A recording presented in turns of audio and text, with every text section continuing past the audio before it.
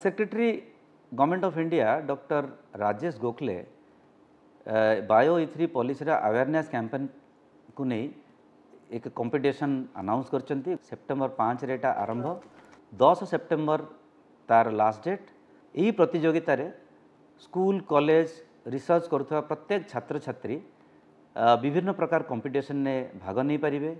इथिरे अंशग्रहण करने ILS थिबा site रे निजक रजिस्टर करेंगे एवं जहाँ क्रिएटिव प्रोडक्ट से माने बाहर करिसंती ड्राइंग रे हो पोस्टर रे हो एसे रे हो स्लोगान रे हो ताकू तांकर निजर ट्विटर अकाउंट रे अपलोड करेंगे एवं सेई अकाउंट रे थिबा लिंक टी को ILS रो रजिस्ट्रेशन साइट रे कॉपी पेस्ट कर देबे।